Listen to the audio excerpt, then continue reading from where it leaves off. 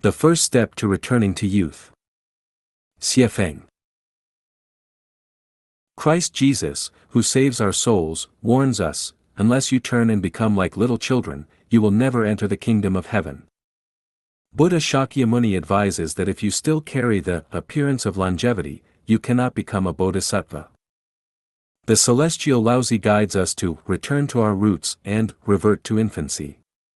He said, "What is strong will grow old, this is not the way, and that which is not the way soon ends."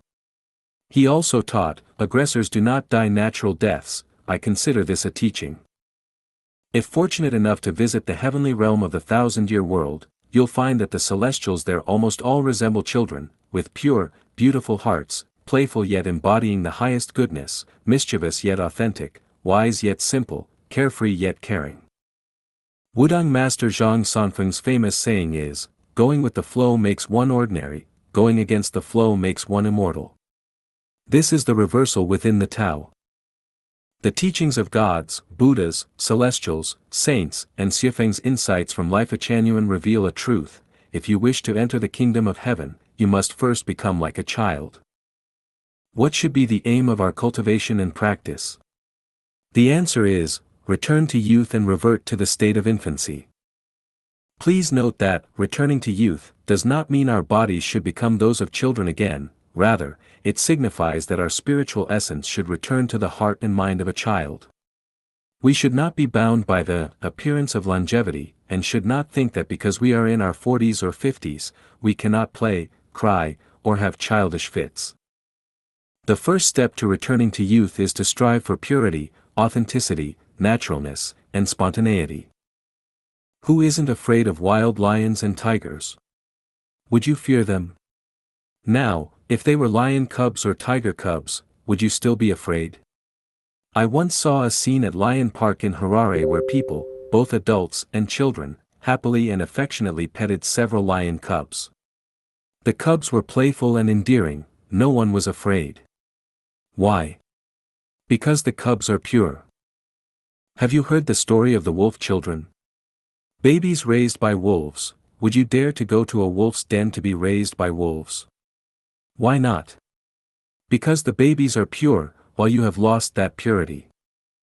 There is a story in the Bible where 3 men are thrown into a furnace and are not burned. Why were they unharmed? Because they were pure. Laozi said, "I have heard that those who excel at preserving life do not encounter rhinos or tigers on land, nor are they harmed by weapons in battle.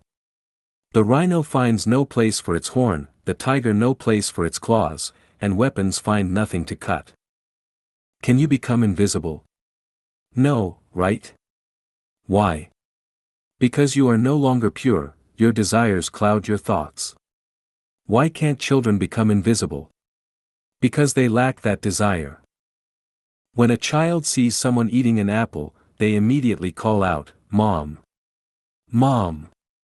I want an apple too." But adults, even if drooling inside, pretend to be indifferent. Why? Because children are authentic, while adults are hypocritical. When a child is sad, they cry; when hungry, they shout. Adults, however, say, "Real men don't shed tears," or, "You must have self-control." Why? Because children are real, and adults are false. When someone sees a beautiful woman, they may instinctively look twice and say, "She's beautiful."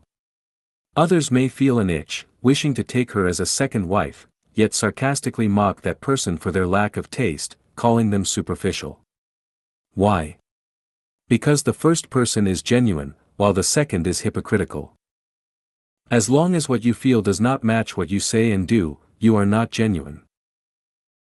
When it snows, little Mao Mao and Jiejia next door play joyfully in the snow, even touching Jiejia's rosy cheeks, 2 innocent children. But who has seen old Zhang next door playing joyfully with Auntie? Would old Zhang dare touch Auntie's cheeks? This shows the difference between following one's nature and not. Children act naturally, while adults are bound by societal morals, unable to act freely. No matter how distinguished the guests at home, if a child is tired, they'll simply sleep, so natural.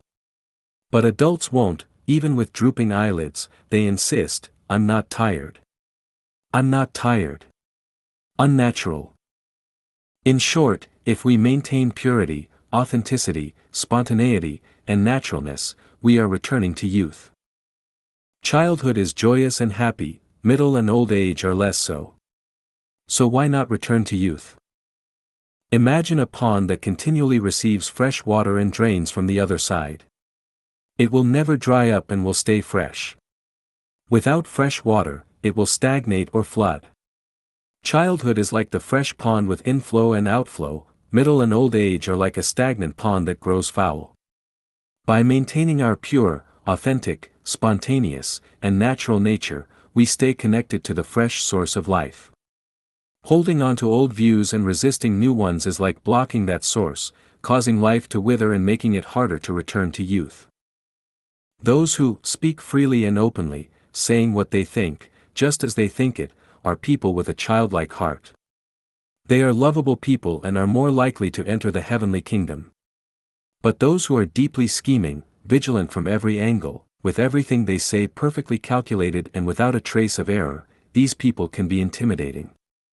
It's hard to know what they are truly thinking, and while they may be exceptionally clever, they are far from the kingdom of heaven.